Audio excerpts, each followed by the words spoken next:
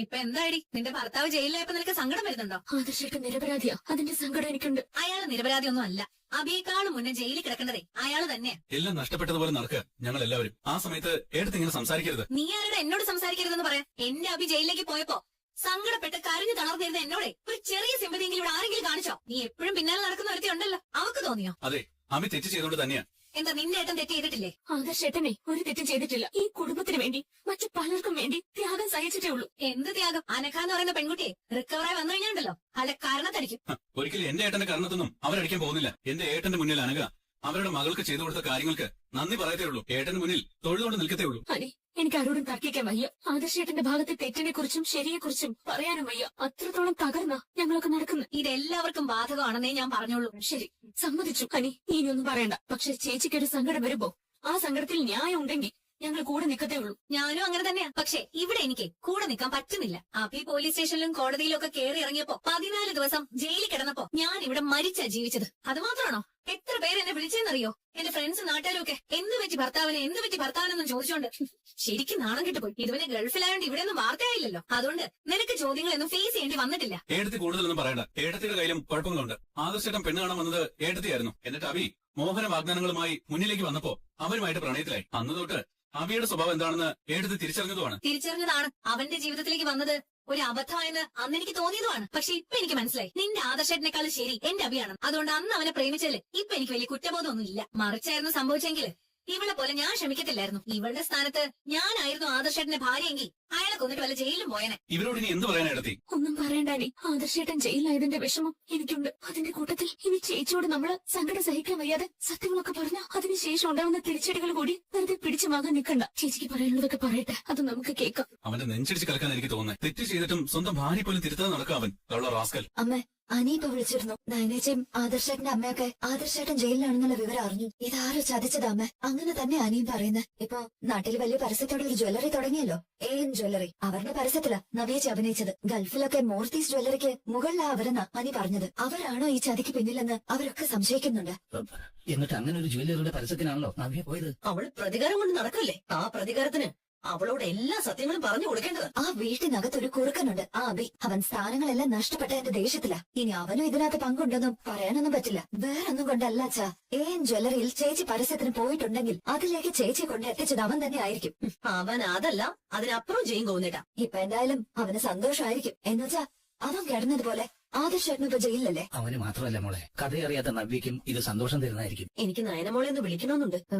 പക്ഷേ ഈ സമയത്ത് വിളിക്കേണ്ടമ്മ. ചേച്ചി ആകെ എല്ലാം നഷ്ടപ്പെട്ട ഒരവസ്ഥയിലായിരിക്കും. ആദർശേട്ടന്റെ അമ്മയുടെ അവസ്ഥയും അത് തന്നെ. എന്ത് ചെയ്യാനാ? എന്തോ സമയദോഷമാണ് മോളെ. മോളുടെ ആക്സിഡന്റിന് പിന്നാലെയായിട്ട് സംഭവിച്ചിരിക്കുന്നത്. നാട്ടിലായിരുന്നെങ്കിൽ നവീൻ ആദർശ് മോനെ നിഷ്പ്രയാസം ഇറക്കിക്കൊണ്ടു വന്നേനെ. ഇതിപ്പോ ഗൾഫിൽ എന്ത് ചെയ്യാനാ? അപ്പൊ ആദർശിന്റെ മുത്തശ്ശൻ ഇതുവരെ ഒന്നും അറിഞ്ഞില്ലേ നന്ദു? അതേപ്പറ്റി ഞാൻ ചോദിച്ചില്ല അച്ഛ. ആ വീട് മൊത്തത്തിലൊരു മരണ വീടായെന്നാ പറയുന്നത്. മോളെ, എന്തിനാ മോളെ സങ്കടം ഉള്ളിൽ ഒതുക്കിയിരിക്കുന്നത്? ഈ സമയത്ത് മനസ്സിന്റെ ഭാരം കൂടാനൊന്നും പാടില്ല മോളെ. അതുകൊണ്ട് എന്റെ മോള് മനസ്സ് തുറന്നൊന്ന് കരഞ്ഞാലും കുഴപ്പമില്ല. സങ്കടപ്പെടാതെ മോളെ, അവനൊന്നും സംഭവിക്കില്ലെന്ന് എന്റെ മനസ്സ് പറയുന്നു. എന്തായാലും എന്റെ ആദർശേട്ടൻ ഇപ്പൊ ജയിലിലല്ലേ അമ്മ? എവിടെ പോയിട്ട് വരുവാടാ? എന്റെ മകൻ ജയിലിലാണെന്ന് അറിഞ്ഞിട്ട് നീ പുറത്തു പോയി ആഘോഷിച്ചിട്ട് വരുവാണോ? അയ്യോ, ആദർശേട്ടൻ ജയിലിലാണോ? അയ്യോ, അവനൊന്നും അറിയാത്തതുപോലെ. നിന്റെ ഭാര്യയും അമ്മയും ഈ സന്തോഷം നിന്നെ വിളിച്ച് അറിയിച്ചിട്ടുണ്ടെന്ന് ഞങ്ങൾക്ക് നന്നായിട്ട് അറിയാം. സത്യമായിട്ട് ഞാനൊന്നും അറിഞ്ഞില്ല അമ്മായി. അപ്പൊ ആദർശേട്ടൻ ജയിലിലായതുകൊണ്ടാണോ വിളിക്കാതിരുന്നത്? നീ അറിഞ്ഞ കാര്യത്തെപ്പറ്റി ഇനി വിശദീകരിക്കാൻ എനിക്ക് താല്പര്യമില്ല.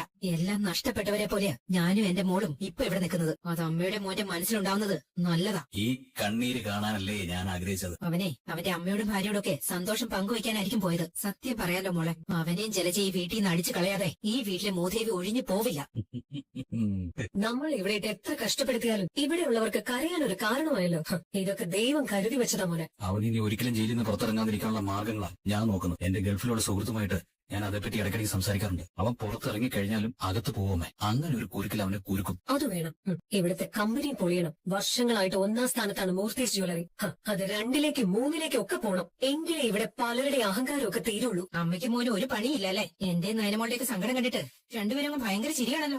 അതിന് ഞങ്ങൾ ചിരിച്ചില്ലല്ലോ. പിന്നെന്താ, കറിയുമായിരുന്നോ? നീ ഉച്ചഭക്ഷണത്തിന് ഞാൻ പറഞ്ഞ കറികളൊക്കെ ഉണ്ടാക്കിയോ? മിക്കതും ഉണ്ടാക്കിയിട്ടുണ്ട്. മിക്കതെന്ന് പറയുമ്പോ കുറച്ചുകൂടെ ബാക്കിയില്ലേ? ചെല്ല്, അതൊക്കെ റെഡിയാക്കി വെക്ക്. പണിയെടുത്ത് എന്റെ നടു ഒടിയായിട്ടേ. നിന്റെ നാവിന് കുഴപ്പമൊന്നുമില്ലല്ലോ. നിന്റെ നാവിന് കുറച്ച് സമയം വിശ്രമം കൊടുക്കാൻ നീ എന്തെങ്കിലുമൊക്കെ ജോലി ചെയ്യുന്നത് നല്ലതാ. അമ്മായി പറഞ്ഞു കേട്ടില്ല അമ്മേ. പിന്നെ എന്താ നോക്കിക്കുന്നേ? നിനക്കും പണിയുണ്ട്. അതെന്താണെന്ന് ഞാൻ പറഞ്ഞുതരാം. നീ എന്റെ കൂടെ വാ.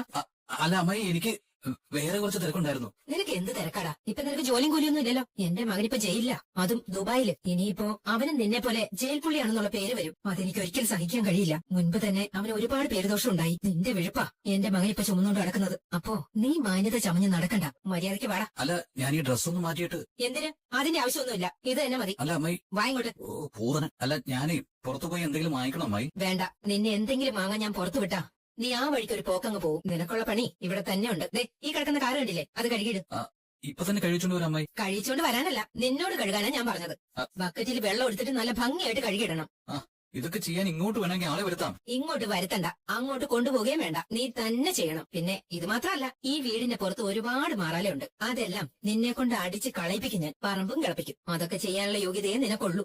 ഇങ്ങനെ എന്നെ തരം താഴ്ത്തരുത് അമ്മായി. നിന്നെ തരം താഴ്ത്തിയത് ഞാനല്ല, നീ തന്നെയാ. നിന്നെ കുറിച്ചിപ്പോ നാട്ടുകാർക്ക് മുഴുവനും അറിയാം. ഈ വീടിന്റെ പേരും പെരുമയും നീ കാരണം നഷ്ടപ്പെട്ടുകൊണ്ടിരിക്കുക. ആദർശനുണ്ടായ പേരുദോഷം പോലും നിന്റെ സംഭാവന. ആ കടം നീ തന്നെ വീട്ടേണ്ടത്. ആദർശമായിട്ട് ജയിലിൽ കിടക്കുന്നതിന്റെ ദേഷ്യം എന്തിനാ അമ്മായി എന്നോട് തീർക്കുന്നത്? നിന്റെ ഭാര്യ പറഞ്ഞു നടക്കുന്നത് നിന്നോട് ചെയ്ത തെറ്റിനുള്ള ശിക്ഷയാ ആദർശിന് കിട്ടിയതെന്ന്. നിന്നോട് എന്ത് തെറ്റാടാ എന്റെ മോൻ ചെയ്തത്? കള്ളക്കടുത്ത സ്വർണം മൂർത്തിസ് ജ്വല്ലറിയുടെ ലേബലിൽ വിൽക്കാൻ പറഞ്ഞത് ആദർശാണോ? നീ അനഘയെ വഞ്ചിച്ചത് ആദർശ് പറഞ്ഞിട്ടാണോ?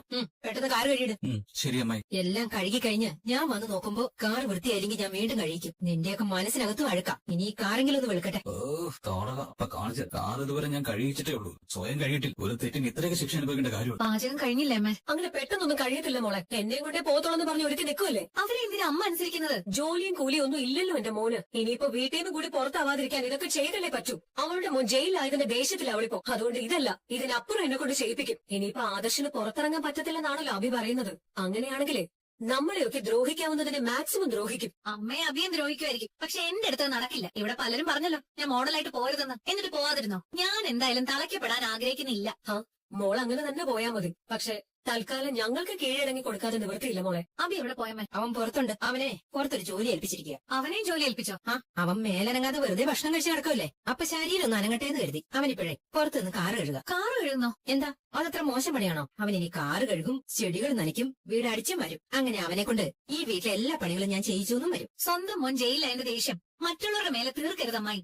ഇവിടെ മകന്റെയും മേലിൽ തന്നെ അത് തീർക്കേണ്ടത്. ഞാൻ എന്ത് പറഞ്ഞാലും രണ്ടുപേരും അതൊക്കെ ചെയ്തേ പറ്റൂ. അല്ലെങ്കിൽ ഇവൾക്കും ഇവളുടെ മകനും ഇവിടെ നിലനിൽപ്പില്ല. പിന്നെ നിന്നെ നിന്റെ കുഞ്ഞിനെയും കരുതിയാ ഞാൻ രണ്ടുപേരെ ഇപ്പൊ ഇവിടെ ഇറക്കി വിടാത്തത് തന്നെ. രണ്ടല്ലല്ലോ, 3 പേരുണ്ടല്ലോ. ഇപ്പൊ അവന്തിക ഇങ്ങോട്ട് വരുമല്ലോ. അവൾ നാളെ വേറൊരു വീട്ടിലേക്ക് പോകേണ്ട പെണ്ണ. അവളെ ഇവിടുന്ന് മാന്യമായിട്ട് കല്യാണം കഴിപ്പിച്ചു വിടും. അങ്ങനെ വിട്ട ശേഷം അവളുടെ അമ്മയുടെ സ്വഭാവം അവൾക്കെങ്കിൽ അവളുടെ ജീവിതവും തകരും. ഒരു കാരണവശാലും കല്യാണം കഴിപ്പിച്ചു വിട്ട വീട്ടിൽ നിന്ന് തിരികെ ഇവിടെ വന്ന് നിൽക്കാൻ ഞങ്ങൾ അവളെ സമ്മതിക്കില്ല. ഇതുപോലത്തെ ഒരു വീട് ഈ ലോകത്ത് കാണില്ല.